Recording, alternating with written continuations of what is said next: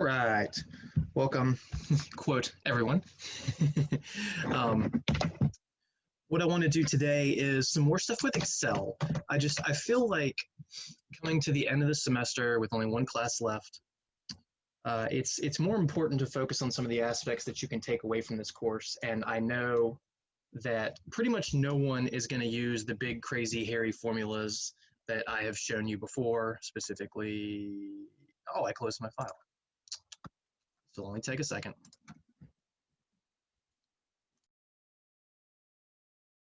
There we go. This is the formula sheet I provide to my students for the chapter 9, well, chapter 6 through 9 stuff, actually, not just chapter 9, where we go through the first 4 before chapter 9 and then the last 4 in chapter 9, kind of browsing some of these, using some a little more than others, but you get the point.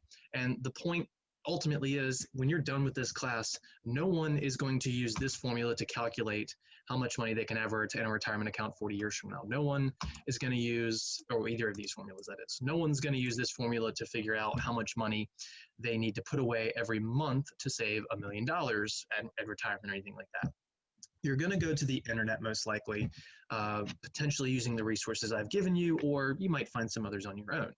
And once again, no one's really going to use this formula to find their loan payment. They're going to Google mortgage calculator, and with 3 inputs of numbers, boom, they've got their answer. Why would you use these big, crazy formulas? And it's actually half my opinion that we shouldn't even do them in this course, because it's quantitative reasoning, which is not to say that we can't have complicated math, but this is quantitative reasoning 1, where I really feel like we're supposed to be focusing more on the, sorry, my dog is barking and it's distracting me. We're supposed to be focusing more on proportions, percents, linear growth versus exponential growth, things like that, and then using technology where it can assist us. And I really think technology is meant to assist us with stuff like this, and that specific technology is either websites with calculators or, that's right, our good old friend Excel. So if you have me, then you saw today we talked about mortgages and credit cards, and I just want to kind of show you how you could set up a mortgage or credit card process by using Excel. And I actually want to do the credit card first, and they're exactly the same concept, so there really won't be too much to change. So the problem that I did with my students earlier was that, let's say you have $2,000 in credit card debt, card that charges 18% APR, which is the lower side of things. I'd say the average credit card is 22 to 24. Just because you have cards that are 18, 19% doesn't mean it's not the average. And at this amount, you have a minimum monthly payment of $50. Now, you can pay more than that. There are different minimum payment calculations from credit card company to credit card company.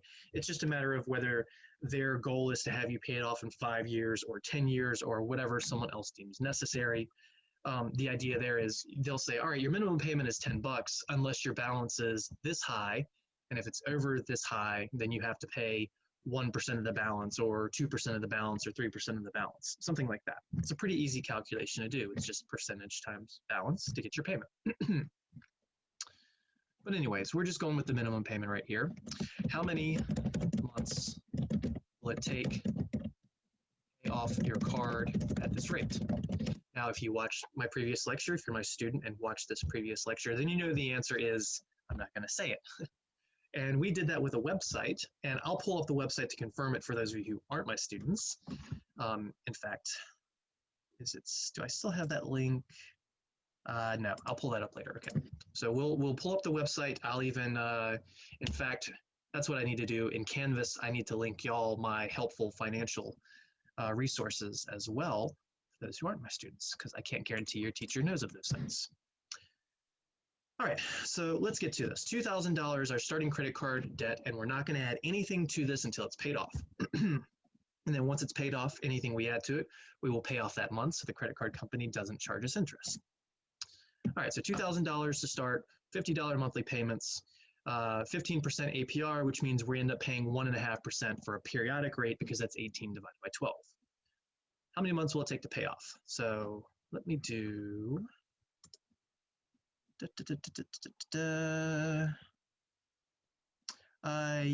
let me see what we can do at the end of that. All right, so we'll come back to that. Okay, so let's zoom in just a little bit. Let's just do months and numbers instead of specific dates, but if you're making your own spreadsheet, you can have this be date and then January of 2020, February of 2020, March of 2020. You could still call it month, that would be fine, but I'm just gonna go 1, 2, 3, 4, 5. Let's have our starting balance, and then we'll definitely need to widen that column. Let's have a balance for the interest amount. Let's have a, I think I said balance twice, a column for the interest, a column for the payment amounts, and then a column for the new balance. I'm just going to widen these just in case they need to be widened. And then over to the side, let's just label a few extra things like the initial balance. We said was the $2,000. The APR, which is our annual percent rate of 18%. Then we had our monthly payment of $50. Oops. Just wanted a colon there. Okay. Now you can use you can get these used over here with cell references, or you could type them. It's not going to be the end of the world, whichever you do. And then month 1, 2, 3. And I'm not actually going to drag these down yet. Let's just see what happens. So starting balance. So you could type your 2,000 here, or you could do a fixed cell reference with the initial balance over there, and it has to be fixed. In other words, we need to double cache it. See, I can't use my arrows to move right now. I was trying to move between the letters and the numbers, but it makes me move cells, so don't do that. I need to just use my mouse and click, click. There we go. So that one's going to be $2,000 and it won't change. If I say, all right, our initial balance is $5,000, that will change. And I think this is the better way to go. That way you can create multiple scenarios. Our interest is the product of the balance and the periodic rate. So equals the balance times the periodic rate. Now the periodic rate is not 18%, it's 18% divided by 12. So we do that and then divided by 12. This is not going to be okay though, because we're going to need a fixed cell reference for that as well, because it's just some random number to the side that we don't move. So, and once again, using my arrows, that screws that up. I'm doing this intentionally. So let me double click to get back in there, use my mouse to click around. Sometimes you can use your arrows, sometimes you can't. It's usually once you click in there that now I can use my arrows to move in. Now the blue reference we want moving because we want that going down, as we've talked about hundreds of times. The red one we don't want moving. So we're paying $30 in interest the first month. Now this means that a bare minimum, an absolute bare minimum, our payment has to be $30 just to cover the interest. And if our payment's $30, we will literally never pay this off. It will stay a balance of $2,000 forever. If you pay less than $30 interest, the account will actually grow, and credit card companies are not allowed to have that happen. So they will not let you make a payment of less than $30 without charging you a fee. And I know that's ironic, but welcome to America. All right, so our payment we said was a flat $50. So once again, you could type your 50 here if you wanted to, or you could just use the cell reference over here. If you type this 50, fair warning, when you go to drag things down, if you're dragging multiple columns at a time, it's possible that that number will turn into a 51, a 52, and a 53. It didn't happen there, but check this out. Let's just say I do this, and then I do this. I'm just kind of goofing around for a second, but let's say I wanted to copy these both at the same time. See, there it starts incrementing the numbers. So that's what I'm talking about. You have to be careful. You have to pay attention after you do everything. You have to make sure all your numbers are correct. So to really make sure that doesn't happen, I'm going to do a cell reference. So I say, hey, just be equal, and then click the cell with the 50. But of course, we know we'll have to double cache it. Yeah, the payment's 50. So that way, when I drag it down, no matter how I drag it down, even if I do this, it still stays 50. New balance. equals. Now you're used to going, it's the old balance and then plus or minus the interest. Plus, if this is a savings situation, minus if it's the bank taking money from you for a mortgage or something. But this is interest that the bank is charging that goes in addition to the balance. So we go equals balance, then plus the interest, because the bank is charging that would increase our balance. But then we have a payment of $50, so we go minus, because that will reduce the balance, because this is a credit card, this is money owed. So whether you're adding interest or payments or subtracting interest or payments depends on the scenario. You have to make sure everything makes sense. And now we owe $1,980. Row 2, the starting balance must be linked. Again, the 100th time I've said it, so we go equals, and then click on this one. Boom. And then we're going to drag the interest down. Now that was a fixed reference, so everything should be okay. Now the balance is a little less, so we should expect the interest to be a little less. Well, it says exactly the same. What's up with that, Mr. Beckner?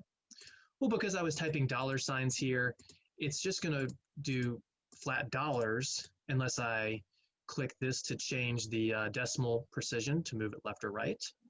Or I could just go back and format all of these to currency by highlighting those and clicking the dollar symbol, and now it will display it as well.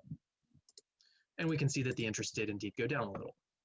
The payment, if I drag this down, it's 50. That looks good. The new balance, if I drag this down, 1959.70. That makes sense because we paid a little less in interest. We still paid the same payment. So last time our balance went down by 20 bucks. Now it went down by $20.30. And it's gonna, that gap is gonna keep getting bigger and bigger over time. Let me remove row 3. Where I typed month 3. Let me see if I can just highlight this and drag it down a few if everything looks okay. And it does. The 2, 3, 4, 5, 6 may have just stayed 2s. It depends on how you're highlighting things. It really does. That's why we tell you your undo button is your best friend and then try something different. All right, the payment isn't changing. The interest is getting smaller each month. The starting balance and ending balance is getting smaller each month. So let's see what happens after a full year. So we go to row 13 for 12 months. We're down to $1,739. We've made $600 in payments, but we've only reduced the balance by 260 bucks approximately. Okay, well, let's keep going. Let's highlight a whole row and drag it down. Let's go to year 2, so 24 months, which would be row 25. Well, down to 1,400. All right, how about 3 years in, which is 36 months, so row 37. Oh, well, but we're about halfway down in 3 years. Let's go to 4 years. 48 months, which is row 49. All right, we're picking up steam. Now we've gone down another $400. That was quicker. Let's go 5 years in, which would be 60 months, which is row 61. Ooh, we're almost there. So maybe let's just take this another row at a time. Almost there. One more month. Now what you see here is parentheses. In Excel, that means negative. Sometimes it will show a negative symbol, and that's if you did not format it to currency, I believe. And then sometimes it'll show it in parentheses, but just understand that if you see a parentheses number like this, that means it's negative. Now you only owed $26.84 this month.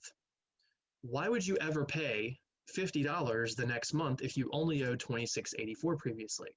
So maybe you think you're going to pay $26.84. That's not the answer. Watch what happens. You still owe 41 cents, and that's probably because there's some inherent tenths of cents built in. So, well, that's because you had to pay this extra 40 cents in interest.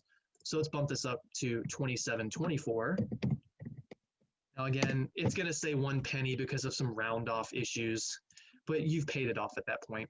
And if not, $27.25, boom, now it's paid off. It's in parentheses because the number stored there is actually like 0.0053 and a negative number. There you go, 62 months. All right, so Excel helped us figure out how many months it would take to pay this off. Maybe you hate Excel and maybe you just want to go to the internet. So you go to the internet, you go to calculator, payoff, oh sorry, credit card, payoff calculator. I've clearly typed before. And first one, This is my site, the one, not my site personally, the one I really like. We started with a balance of $2,000. You can see I've done this before. An APR. Now, when it says interest rate, that means the annual interest rate, not the periodic rate. And then the payment per month, we say we were making $50 payments. And look at that. In the snap of a finger, it did everything for us. And you go, Mr. Beckner, why are you even teaching us Excel? Because Excel gives you the line-by-line play. This doesn't. This doesn't tell you every single little detail along the way. And then it gives you some advertisements if you don't have ad blocker. Let's not worry about that stuff. This gives us so much more information. But it is just an alternative method. Both work. And do I care which way you're doing this in your real life to find this stuff? No, I care that you care enough about your finances to try this stuff out one way or another. That's why I'm giving you options. So by doing the fixed cell references over here, fixed cell references over here, referencing these numbers, now I can say, all right, well, what if I have bad credit and my APR is higher? What if I got a 24% APR? A lot of things are going to change over to the left as soon as I hit enter in 3, 2, 1, boom. Now our interest has gone from $30 for the first month to $40, which means out of this $50 payment, only 10 of it went towards the principal. And now 62 months in, we're just over halfway done. So just going from 18 to 24%, which is significant, now it's going to take us, I'm just going to try and guess. Ooh, that was way too far down.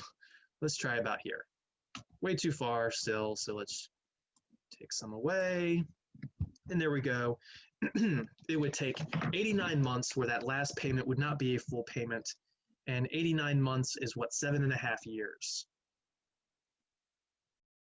Just under 7.5 years. It would be 7 years, 4 months, 5 months, 5 months. 7 years, 5 months. So just from having good credit to bad credit, or just from having an 18% card versus a 24% card, you've now gone from 62 months, which is 5 years and 2 months, to 89 months, which is 7 years and 5 months. So you've added 2 years and 3 months because of a bad credit rate. You go, all right, well, I've got this terrible credit rate. Maybe I should make bigger payments to account for that. I've got an extra $50 in my wallet every month after this, so let me pay $100. Now let's see how fast this will be done with this crummier interest rate. So by paying $100 each month, look at this. We've paid it off in 26 months.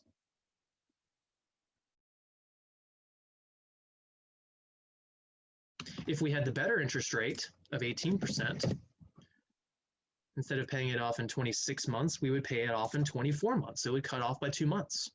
And it's kind of funny because that 18 versus 24% APR isn't as big of a deal. It didn't go from 62 to 89. It went from 24 to 26. It only added 2 months.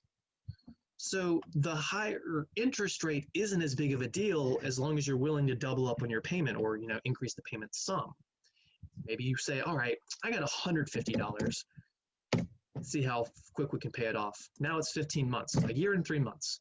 That's nothing in the grand scheme of things. All right, well, my initial balance was $5,000 maybe. Look at how easily I'm just able to change stuff by having those fixed cell references. If I hadn't done that, I would have had to fix the 5,000 here. That would have been it for that issue.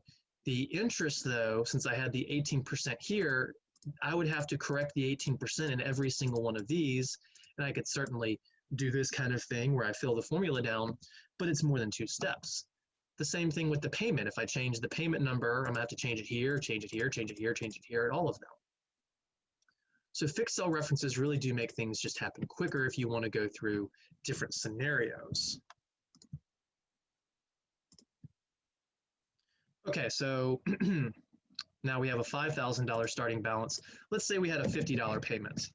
Let's go back to the $50 payment. Why did I type it there? Because I'm trying to rush. Let's go back to a $50 payment and look at this. Our balance each month is going up because we're not even paying the interest off.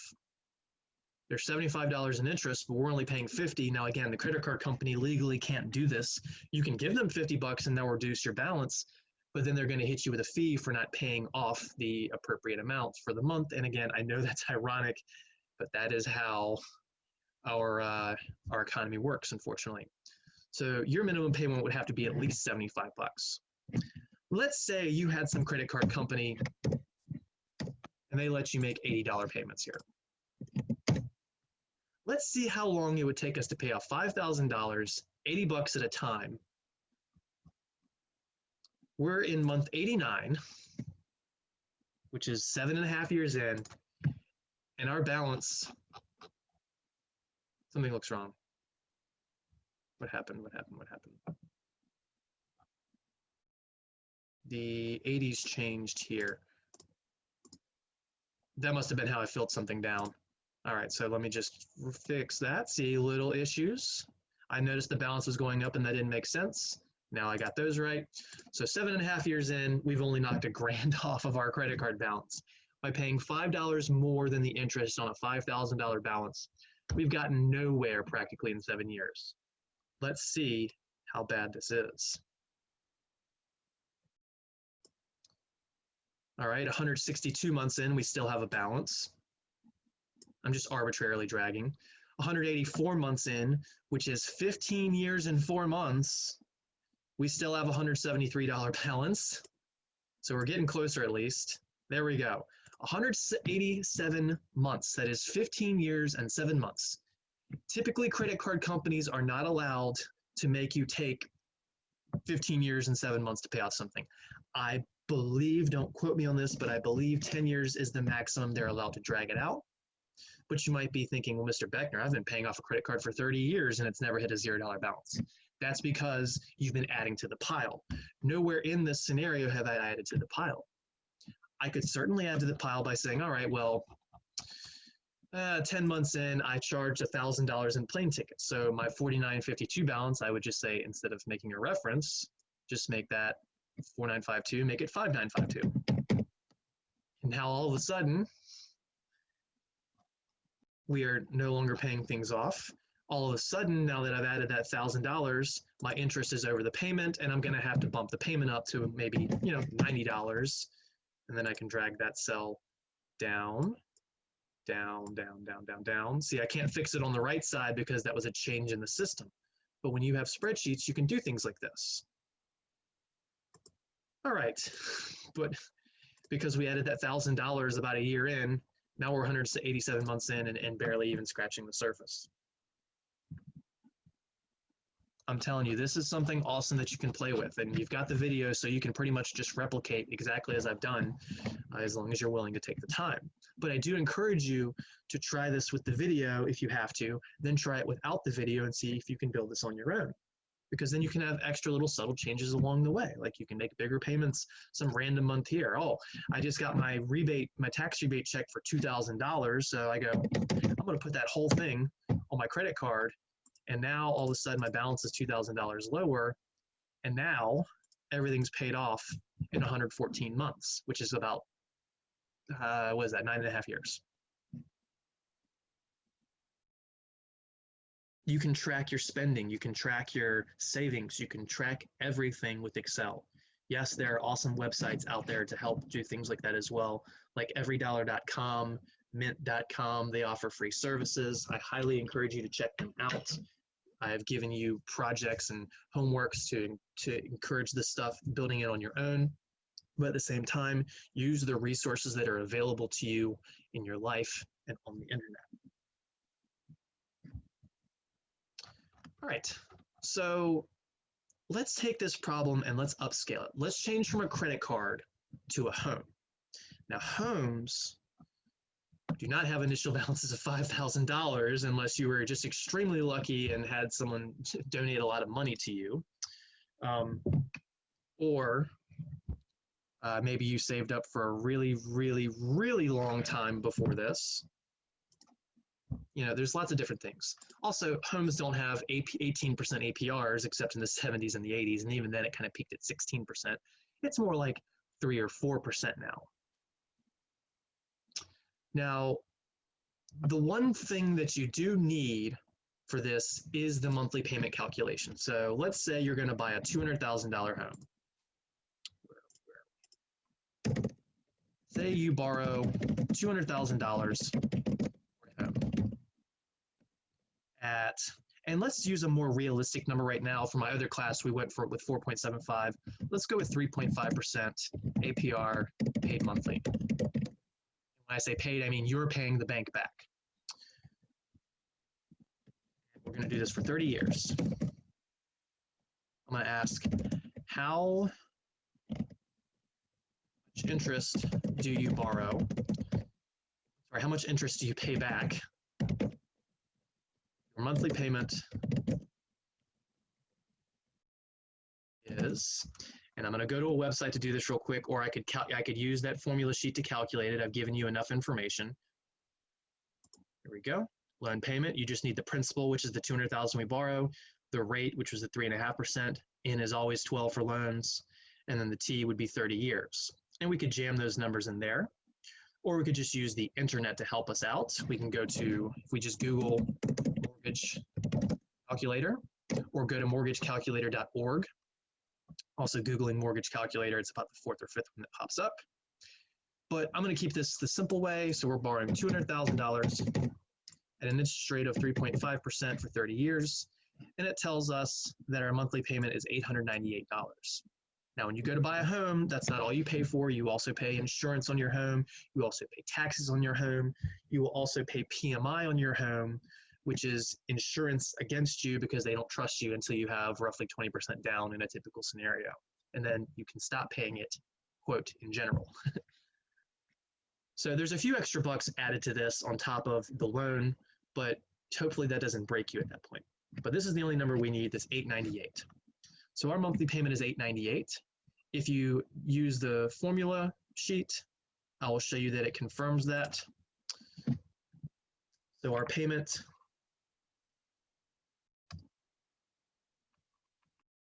oh no. All right. This is always fun. Oh, there we go. I've never seen that happen. I know I say that a lot, but it happens a lot. So again, the P here is the 200,000. The R is the 3.5%, which is 0.035. The N is 12, and the T is 30.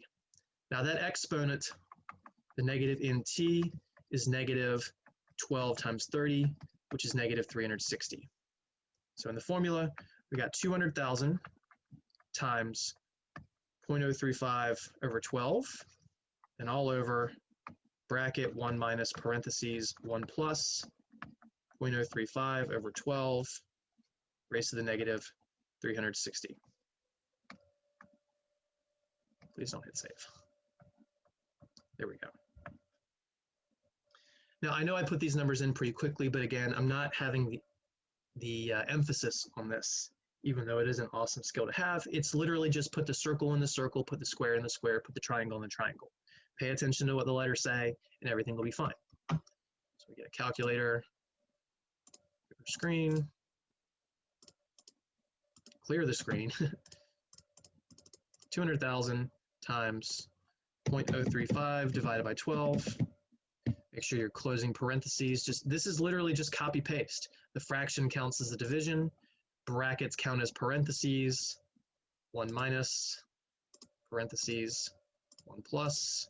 Practice this on your own though, if you want to. 0.035 divided by 12. Close it. Raise it to the negative 360. Remember, always pre-multiply your exponents for things like this. Close the bracket, which is another parentheses. And look at that, $898. And then our formula does have the pennies, 9 cents. But let's just stick to the whole dollar of $898. So it works. It's not just made up. So now that we have that, our monthly payment was $898. So we have our initial balance of $200,000, an APR of 3.5%. Let's widen that column so the number displays, and a monthly payment of $898. And again, I did have to calculate that. I can't just say I'm going to pay $500 or $700. Obviously, we have to pay over $583. But the initial goal of the mortgage is to pay it off in exactly 30 years. Yes, you can make extra payments. You can say, all right, month 2, I want to pay $1,000 and override it. And then month 9, I just got my big tax rebate, so I'm going to pay $2,500 if that's your choice. And then everything will adjust from there. And I'm going to have to fix some things. This was a changed up number. So let's just delete everything below the third row. Go. APR 3.5%. It's displaying as 4. I can change the decimal precision so that I see the 3.5, and there we are. So starting balance, $200,000. Then that first month, we're going to pay $583.33 to the bank.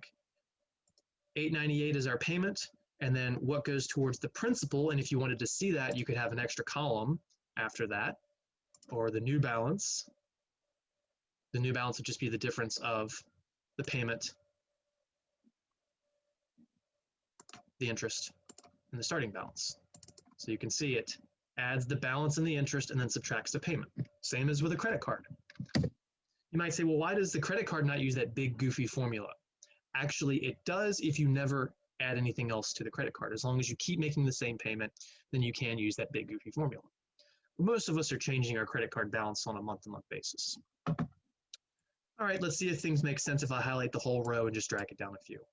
We're looking good. My payment's not changing. My interest is going down each month, which it should. If I had a column for my principal, which would be the amount basically buried under my house 10 feet below that I can only get when I sell the house, that would just be the sum of all the differences of your interest, payments, interest, and balances. Here, I'll show you what I mean. Principal, which is the amount of money you have in the house. That's just equal to the 200,000 minus the balance. So we paid $314 to ourselves essentially that first month. And then you could drag that down more if you wanted to. And then you can see that the principal is going up each month very, very slowly. Again, principal in your home, also known as equity, by the way, is just going up slowly and slowly. And again, is this column necessary? No, but it's nice seeing what kind of money you have. So if I sold my house at this month for exactly $200,000 and nobody charged me any fees, that means I'd be able to cash out $2,222. There's fees though, and you're not going to sell your house for the same, so don't expect that exact number. All right, we're paying this for 30 years, which is 360 months. So I got to drag this down to row 361. And it shouldn't take too long.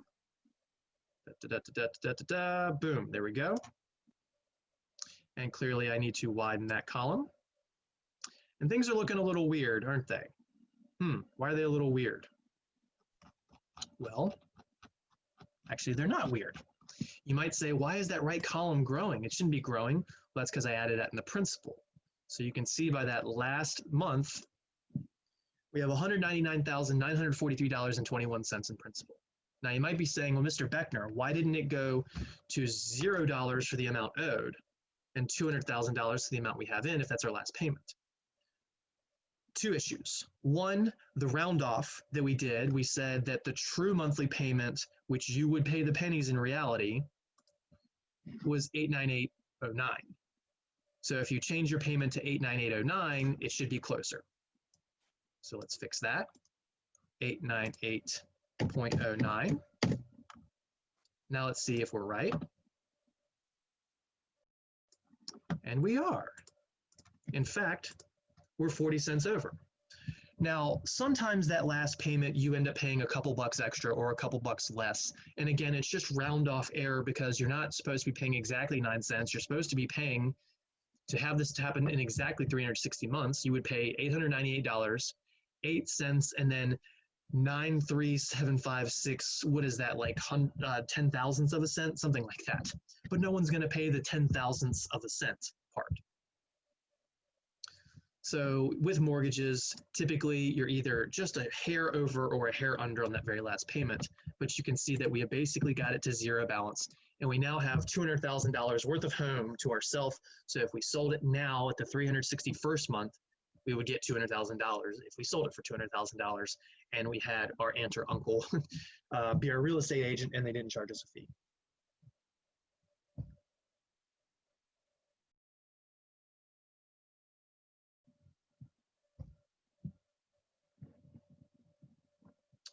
You go, okay, well, can I change some things about this? Well, what would happen? Well, what can I change?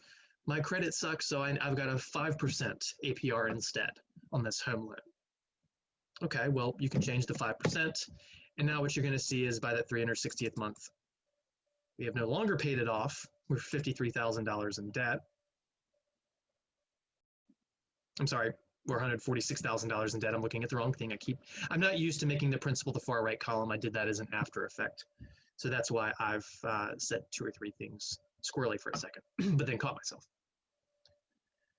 So we're only $146,000 down. We're not paid off. In 30 years, you don't want to get a home loan more than 30 years. Yes, there are 50-year loans. Please don't get a 50-year loan unless you're extremely sick or something. I don't know, whatever you have to do to live, but try not to get a 50-year loan. It's awful. So what does that mean? It means our monthly payment was supposed to go up, and we don't calculate that. Well, what can I do? How do I calculate that? Well, first of all, you could pull out your calculator and just change these 0.035s to 5s. And I can do that really easily with this calculator with the arrows. So change that to a 5 and delete. Change that to a 5 and delete. Or you can retype the whole thing just with 5s instead of 3 5s. And you can see our payment's supposed to be $1,073.64 a month. So that extra 1.5% APR, which does not sound like a lot, has made our monthly payment go from about $900 to about $1,075, which is a $275 increase. 1.5% APR has increased our payment by $275, almost $300. That's just 1.5%. And you're going to pay that extra $275 360 times. That APR can make or break you.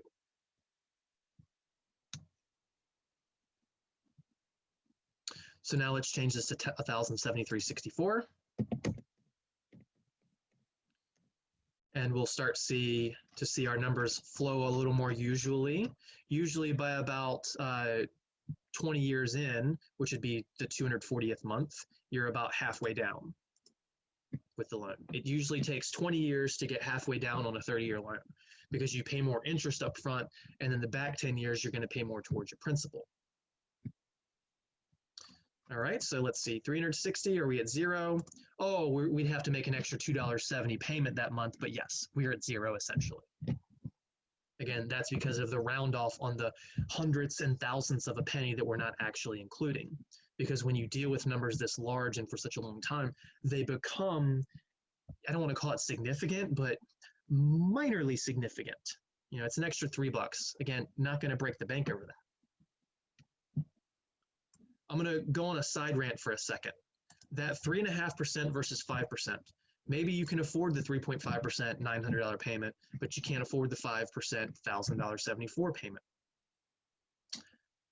That is exactly what caused the housing crash of 2008. And you go, well, Mr. Beckner, your rates don't change. If you're getting the correct loan, then yes, your loans as a rate don't change. So if you get a 5% loan, it stays 5% for 30 years. If you get a 3.5% loan, it stays 3.5% for 30 years. Your monthly payments don't change. Your taxes might change. Your insurance might change. And by might, I mean they will. Your taxes will go up. Your insurance will go up. I can definitely tell you that. If you're in Portsmouth, your taxes are going to go up more than everyone else because, well, government in Portsmouth is the government in Portsmouth. So how does this relate to the housing crash? Well, it's not as popular now, but more than a decade ago, 15, 20 years ago, something called a variable rate loan was very popular. A variable rate loan does exactly what the name says. It varies. When you start out your loan, they might go, all right, we're going to give you this really good 2.5% or 3% or 3.5% rate, but it doesn't stay that way. It varies. And you think it's going to go down. Of course it's not going down. The bank is not going to decrease your rate. It goes up. Now, they can only make it go up. They call it a 5% ARM, a 5% adjustable rate mortgage, ARM, adjustable rate mortgage. The 5-year does not mean you pay off the loan in 5 years. It means that after 5 years, the initial rate they give you, that 3%, that sweet 3% rate, goes up to 4% the next year. And then they can bump it to 5% the next year. And then they can bump it to 6% the next year. And then they can bump it to 7% the next year. And then they can bump it to 8% the next year. And you saw what that extra little 1.5% did. Imagine if your loan went from 3 to 8% from years 5 to 10. You know, all right, 3%, I'm doing well. 4%, all right, I can still handle this. It's fine. 5%. Ooh, we're starting to penny pinch. We got rid of our Cox Cable account. You know, I'm going to downgrade my car. I'm not going to go on a vacation. 6%. Uh-oh. I got to bring credit cards in this scenario. 7%. Holy cap. Holy cow. How did my mortgage get this high? 8%. Oh, well, I'm underwater now. I've got to sell the farm and go rent an apartment or do whatever it is. And I've lost my home. And it happened to millions of people all at once because they were giving out these arms all at once. And they hit that critical, you know, 6, 7, 8% rate all kind of at the same time. And all these different pensions, we call them mortgage-backed securities, they fell apart because people weren't paying their homes anymore, and the economy collapsed over a couple of percent points. That's it. That's what killed our economy, a couple percent points. But we stopped giving out arms so much. We stopped giving home loans to people with poor credit because we were giving them pretty much to everyone. We dropped the value of homes significantly for the next 4 years. We kind of hit the reset button and things were doing really, really good overall until, you know, almost a year ago, and we all know what happened there. And you might say, well, the stock market's doing excellent. Yes, it is, but the stock market does not necessarily mirror what's really happening in the real world. While your stocks may be climbing and soaring right now at the moment, you know, your local corner store, your local restaurant, local whatever, they might be hurting, closing, lots of people without jobs. It's more about the individual hurting right now than, you know, certain aspects of the economy. When you look at it as a whole, we are hurting, and who knows what's going to happen over the next 1, 2, 3 years, which is why I encourage you all to save as much as possible. And again, if you don't, that's your prerogative. You do what you do. I'm just educating. I'm just giving you the numbers to show you how scary stuff can be. How else can I scare you? All right, let's look at the interest with this 3.5 versus 5% loan. So we already have this set up correctly for the 5% loan. So interest column, let's just add up every single interest payment we made, which is C2 through C361. So total interest equals sum, open parentheses, C2 colon C361, and we can see that I've got all those highlighted if I scrolled up, close my parentheses, and we're paying $186,513 in interest on this loan. Honestly, that's not the end of the world. Yes, it is about the value of your house and interest going to the bank for free, but it beats when we were in the 70s and 80s paying 15% loans, and this total interest was triple that amount. So hold on to that number for a second. Let me just write that down. So the 5% loan, it was 186,513. I don't need the pennies. $186, 513. Let's take our payment down to the $898 again. Let's drop that APR to 3.5%. Now let's see what that total interest is.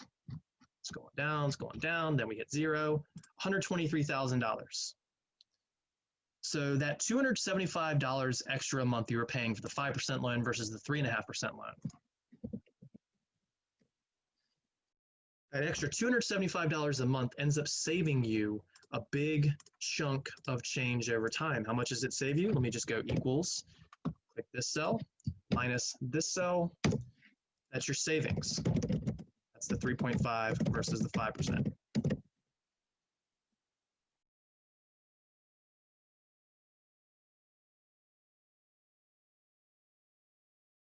$63,000.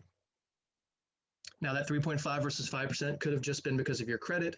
It could have been because of other issues, or maybe it's just the account you can actually get at that time. Mortgage rates have a kind of a floor for the best credit out there, and then they go up a couple points for the worst credit. But that changes over time. Back in 2006, the low rates were like 6 to 7%.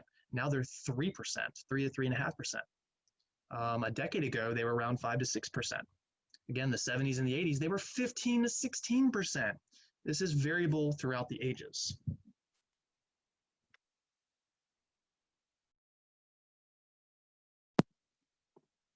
All right. So we're going to go ahead and call it a day there. I think that was a pretty good, just kind of, like I said, flow of Excel using the credit card details and mortgage details. Sorry, my dog is making a noise in the background. It was really distracting me. I couldn't get my thoughts straight.